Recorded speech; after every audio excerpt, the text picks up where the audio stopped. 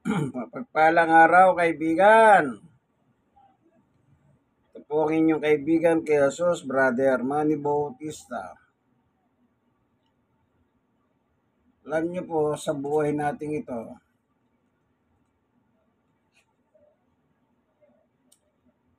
napakahirap ang ating kasalukuyang mundo. Lalo na po dito sa bansang Pilipinas, na kung saan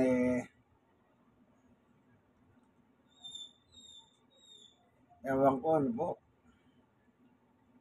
Yang nangyayari po ngayon, kayo pong mga nanonood ng video ito,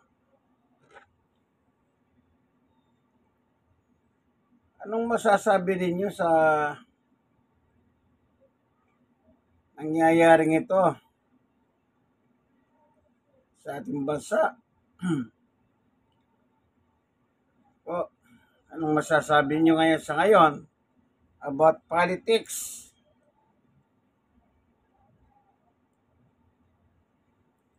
Makinig muna tayo ng isang awitin.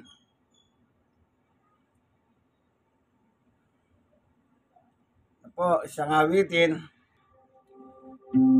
Kay Kristo lang. Inabit ni Pastor Sammy Bagkat.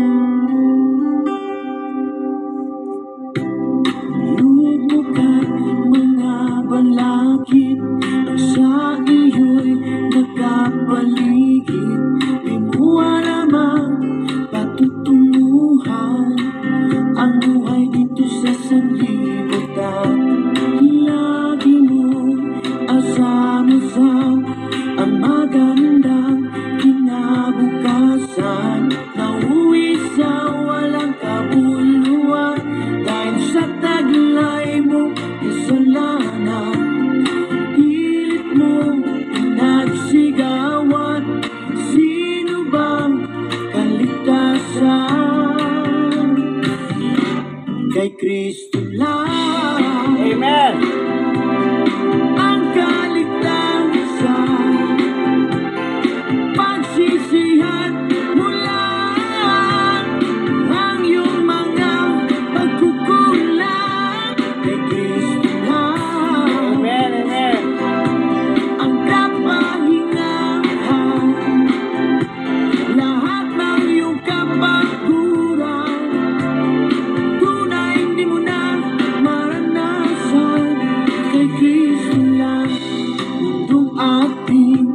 ginagalawan, puno ng samat, mga karahasan, naglalayo sa Diyos na may lalang, upang hindi siya mapaglingkuran. Ganyan lang ang ating buhay, minsa'y magulo at mayroong lumbay. Pahayag niya'y huwag kang palilinlang sa mga pighati may hangganan. Lagi mo pakatandaan, biyaya ng Diyos na walang hanggan. Kay Kristo lang. Amen, amen. Praise the Lord. Ang kaligtasan, pagsisihan mo lang ang iyong mga pagkukulang. Kay Kristo lang. Ang kapahingahan, lahat ng iyong kapaguran, tunay hindi mo na maranasan. Kay Kristo lang. Ayon sa Deuteronomy 2:6, Magandang Balita, Biblia Tagalog 12, magpakatatag kayo at lakasan ninyo ang inyong loob. Huwag kayong matakot sa kanila, sapagkat sasama kayo niyaya ng inyong Diyos. Hindi niya kayo iiwan ni pababayaan man. Pag ang Diyos na may gawa ng langit at lupa at siyang Diyos mo, pangako yan. hindi kanya pababayaan. Amen. Kay Kristo lang ang kaligtasan, pagsisihan mula ang iyong mga pagkukulang. Kay Kristo lang ang kapahingahan,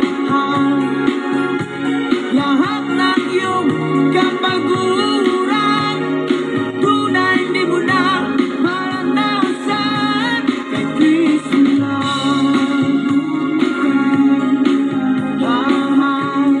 ang sa'yo.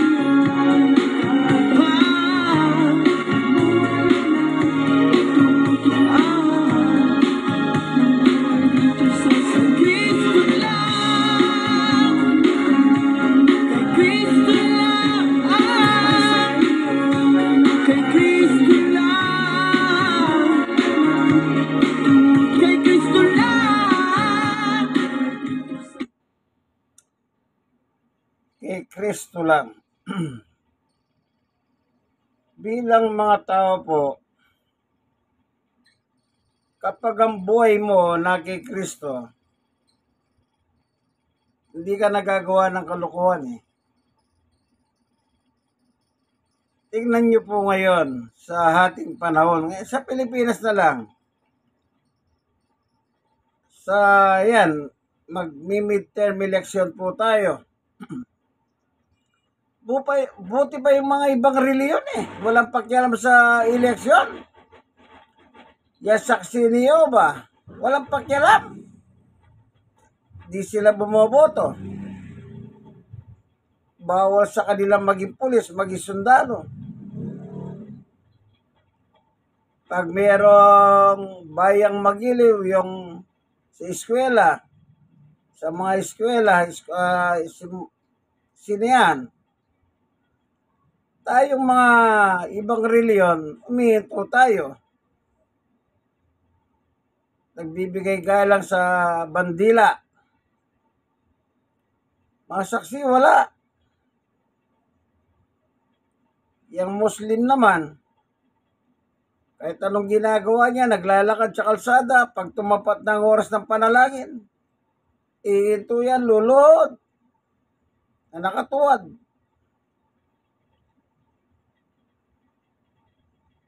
Pero,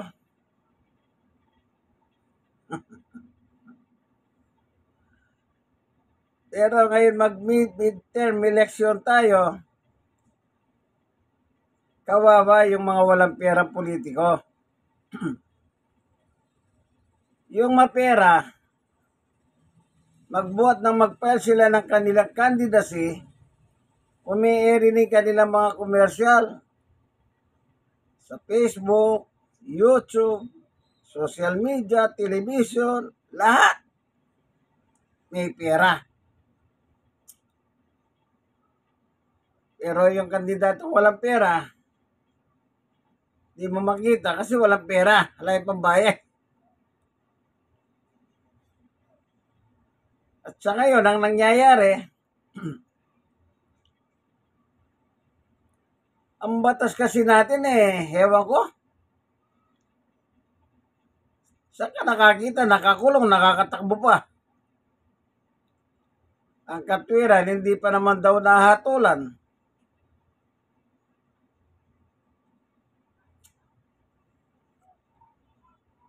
Kahit ang kaso niya, ang darambong, magnanakaw,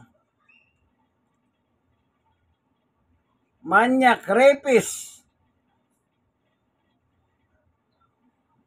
Pag gusto tumakbo sa politika, okay lang. Hindi pa naman siya nahatulan, sabi ng batas. Yun lang, hindi pa panahon ng kampanya Nangangampanya na. Pag nireklamo mo man sa COMELEC, sasabihin ng COMELEC, wala naman sinasabing iboto nyo ako. O kaya yung mga tarpaulin, nagdodomit ang katotohanan, kandidato talaga siya, kung walang nakalagay na vote, kahit gaano kalaging tarpaulin yan, ewan ko, kung anong batas meron tayo. Sana para patas ang lahat. Parang sa Amerika ba? Ang Amerika ang nagpapatakbo ng eleksyon. Ang gobyerno. Kasi doon kung sino boboto mong presidente, dala na lahat. Kasi vice president, senador, ganon. Dito iba eh. Ibig ko sabihin, sana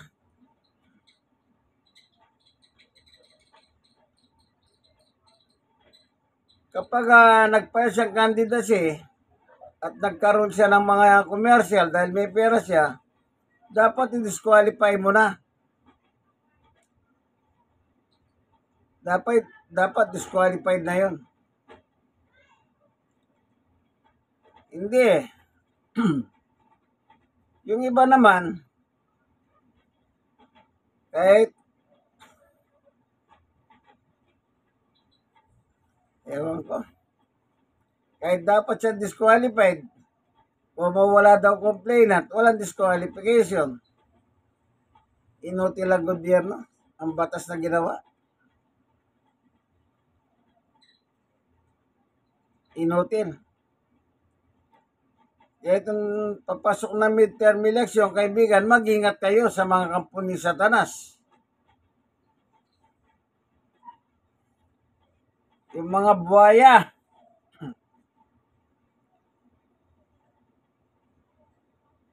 Nung araw, ang magnanakaw siya sa gabi para walang makakita. Ngayon, ang magnanakaw na politiko, kahit dilat na dilat ang mata mo, ninakanakawan ka.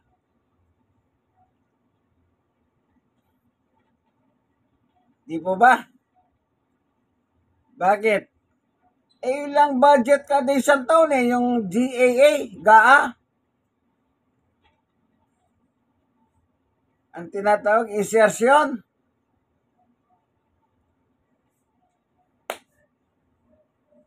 Kapag malakas ka sa nakaupo, okay ka. Sige lang. Pag malakas ka sa nakaupo, magnakaw ka hanggang gusto mo.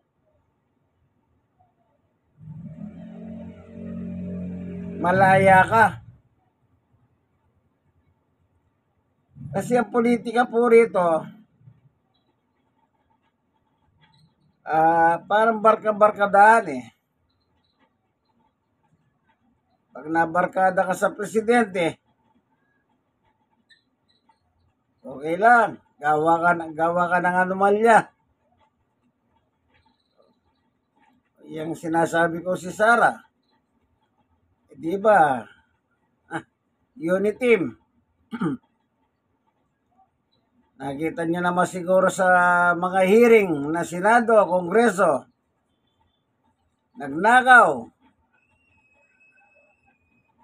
Oh.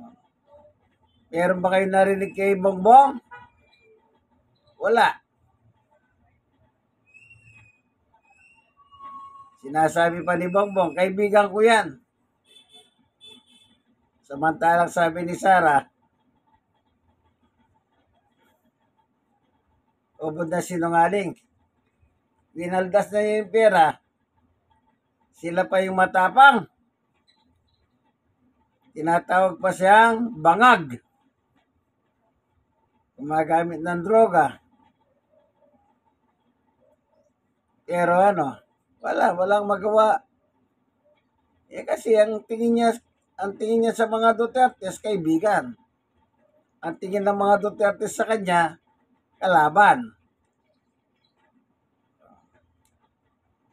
Kaya, kahit anong gawin ng mga Dutertes, magnakaw, okay lang. Siguro sabi ni Bongbong, hindi ko naman pera yan. Pera din ng taong bayan yan. Bahala kayo dyan.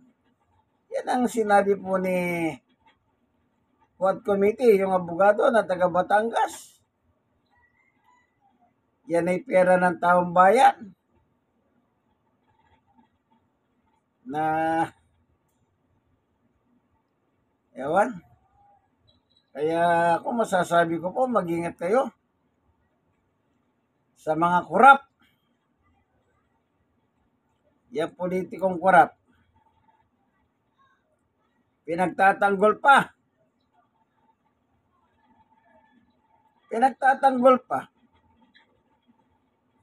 Nagdudumilit na yung katotohanan. Naabsuelto ba?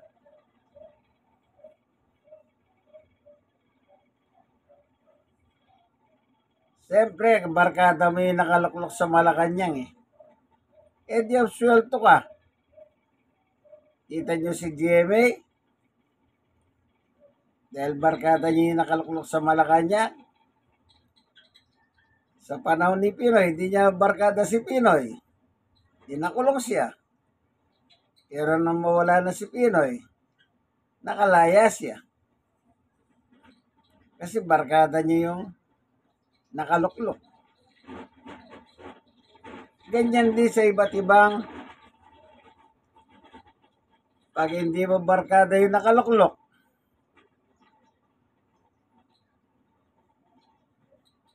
delikado ka.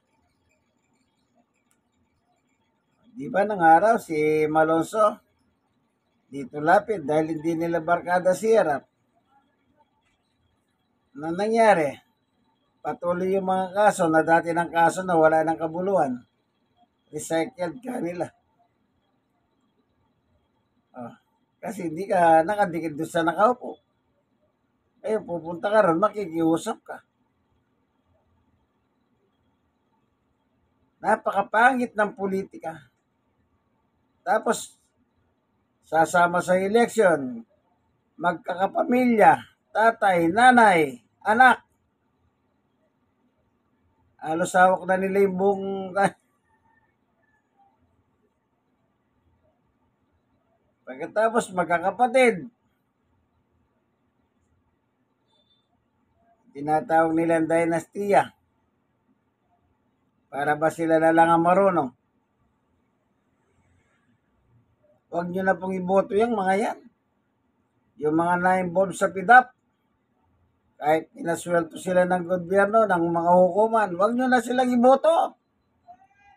Alam nyo naman siguro bakit sila na-absuelto.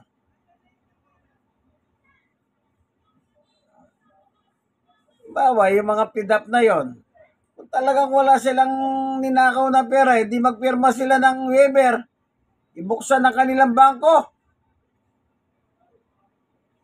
Eh kaso ang batas, di mo pwedeng buksan ng bangko unless yung magkaroon ng kaso sa korte at ang korte magre-request. Pero pag malakas pa rin sa nakaupo sa itaas, walang saysay yan. Sabi nga ni Ted Filon, yung pangkaraniwan tao, magnanakaw, cellphone, ano pa, pagkain. May binanggit pa si Ted Filon, mangga. Naalala niyo yung mga mangga? Ng araw? Nakulong yung matanda.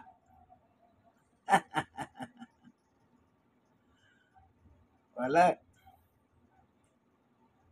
Yung mga politikong magnanakaw, ibinoboto nyo pa sila, kasalanan nyo yan. Kayong mahilig mga recycled na botante, binoboto nyo, nakakabalik. Kaya patuloy sila namamayagpag sa pagnanakaw ng pera ng taong bayan. O, kita nyo, PhilHealth. Sa panahon ni Duterte, pinagnakawan. Ngayon, controversial na naman. Wala na. Walang katapusan na nakawan. Napakaraming mga buhayang politiko. I-share nyo sa mga politiko ito. Mga buhaya. Ganit. walang kabusugan.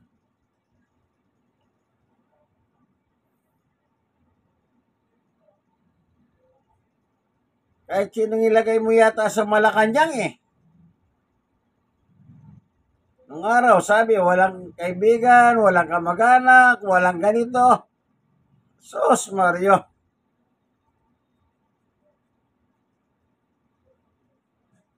Ay, drugs. Yung pala, sila pala yung drug.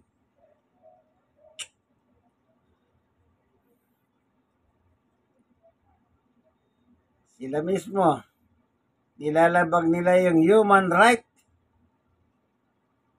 Gusto nila yung kanilang right ang dapat masunod. Hindi yung batas ng human right. Patay dito, patay doon. Nakaw dito, nakaw doon.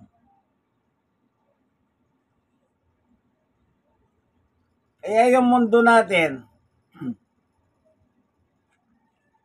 na kinalalagyan ayon dito sa kasulatan, unang 1:5. Ito, may nakalagay.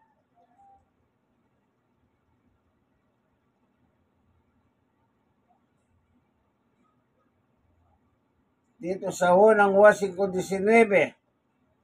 ang buo sa libutan ay nasa kapangyarihan ng dyablo.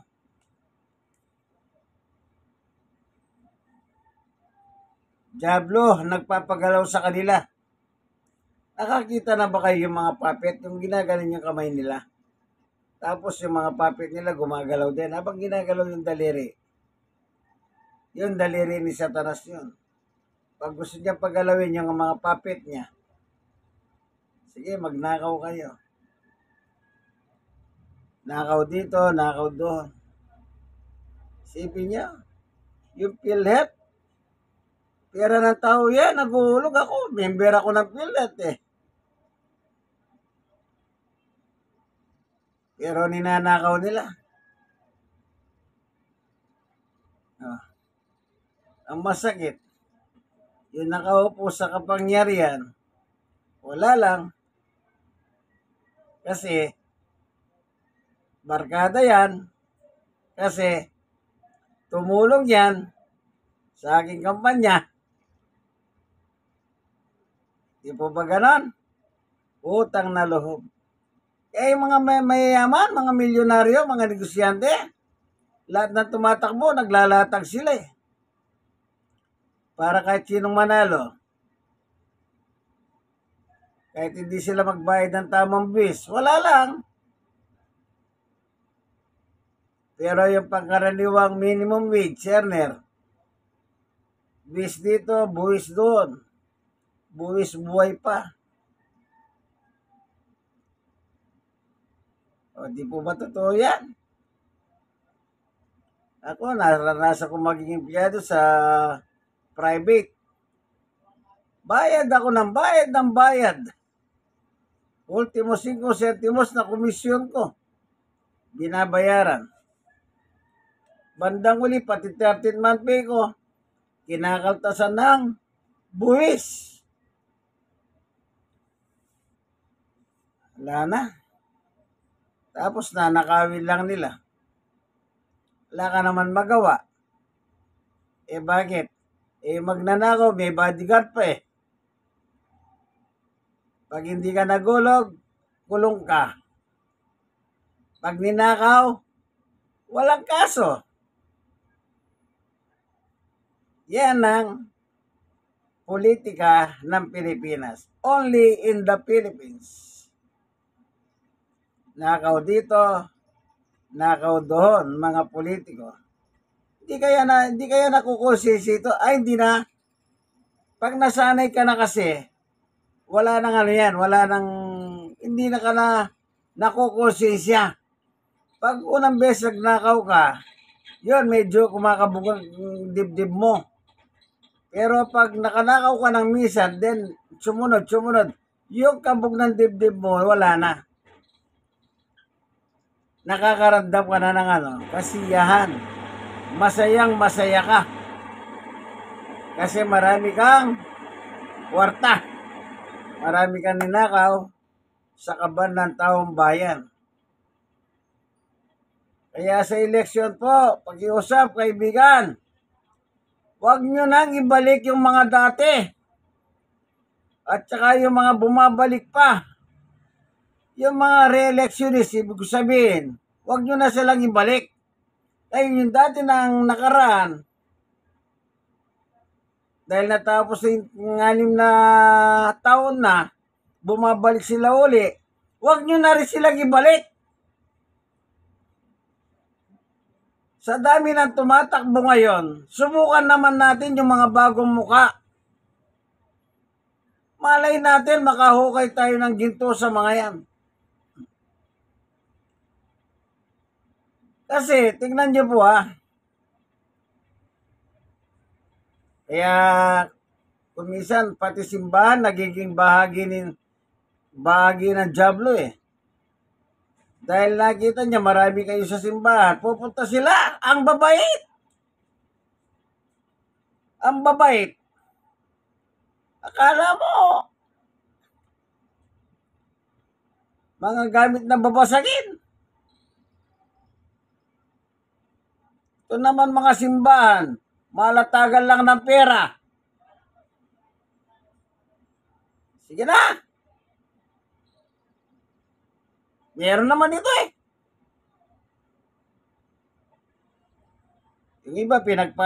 Yung iba pinagsasalita pa sa pulpito. Samantalang yung pulpito, sabi nila banal. Pagkatapos yung nagsasalita, magnanakaw na politiko. Bobola-bola lang yung simbahan.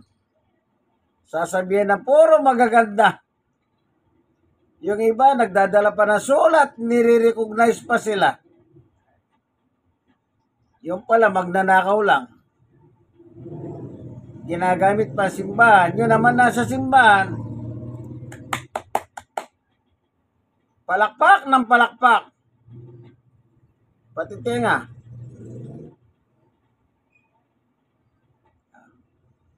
Nang magnakaw na, wala ka na magawa Ibinoto mo Nagpagamit ka, pinagamit mo ang simbahan.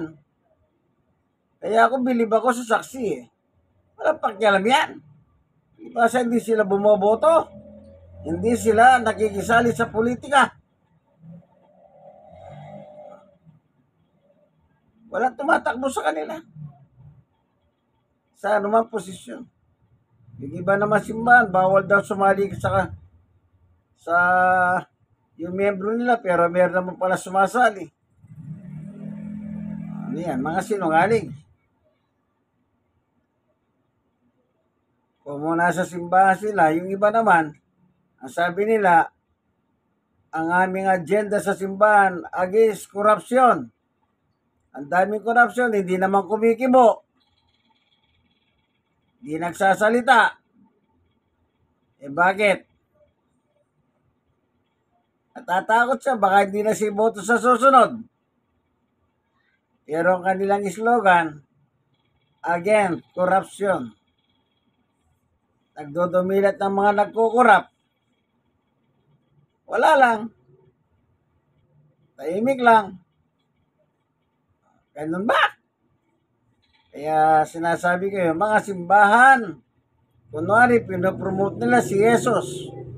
Yung pala pinopromote nila si Satanas. Kunwari kay Jesus sila. Yung pala barkada nila si Satanas. Ibang klase, mga simbahan ngayon. Kaya ibang mga simbahan hindi nila nilalapitan Kasi hindi naman sila binibigyan pagkakataon Pero yung iba simbahan, pinagsasalita pa sila sa pulpit. Sabi ko kung minsan ano ba? Pati simbahan, nilamon ng mga buhaya, buitre, ganid.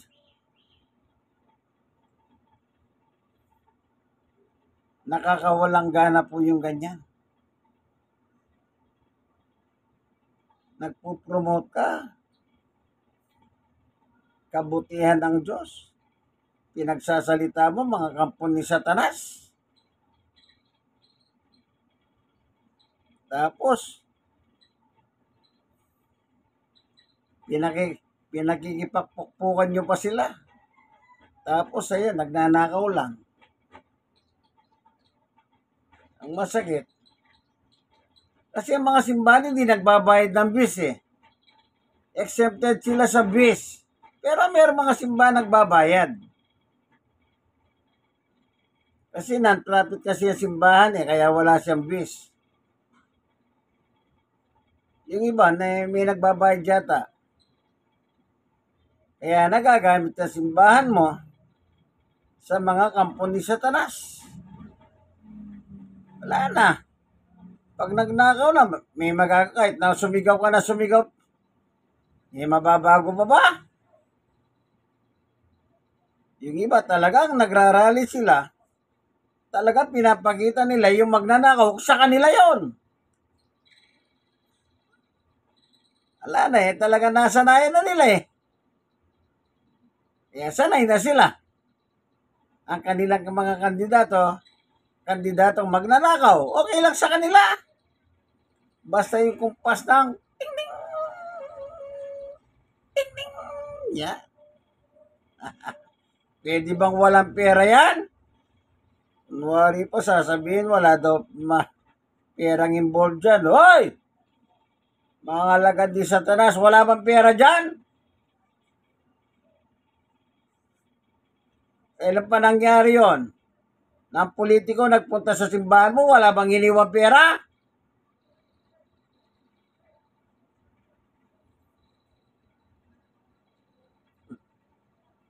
Ano yan? Vote buying. Binibili ka na. Binibili na ang simbahan mo. Tapos sabi ng pamunuan, iboto natin sila. Di ba ganyan? Oh, ibig sabihin walang Sige, hanggang dito na lamang po, ano, na nakakawalang gana po yung ganyan. Kaya ako sa election, iniisip ko, magpaparticipate ako. Kasi mahirap kung hindi ka bumoboto eh. Baka mamalayan mo, mabura yung lista sa listahan ng pangalan mo. Gusto ko parang 2 na lang iboboto ko, 1 na lang. Basta makaboto lang ako. Kasi, wala eh. Kung hindi lang nangihinayang ako, mawala yung pangalan ko sa master list ng Comelec, ako hindi na ako sasali sa political exercise na yan, sa botohan. Kasi, pag binoto mo, pag nagnakaw yan, wala kang magagawa. Magsisisi ka man, wala ka nang magagawa. Eh kasi, hindi nyo sila pinag-aralan ng gusto. Hindi ko mo tumutulong, boboto nyo. Kailangan pag-aralan nyo rin ang kanilang buhay. Kung anong klaseng pamilya sila, anong background meron sila. Kaya sabi ko nga po, yung mga re-electionist, huwag nyo nang ibalik. At saka yung nakaraan dati na huwag nyo na rin silang ibalik. Mamili na lang kayo sa bago. Tingnan natin sila, baka makatisod tayo ng ginto dyan. Sige po, hanggang dito na lamang. Nakakaano po ng damdamin, ano? Kaibigan, mag-share na lang po kayo. Share nyo sa mga politiko ito. Nandito na lamang po. Ito pong inyong kaibigan, Jesus, Brother Manny Bautista. Nawadat na kayo ng video ito, nasa mabuting kalagayan. Bye-bye.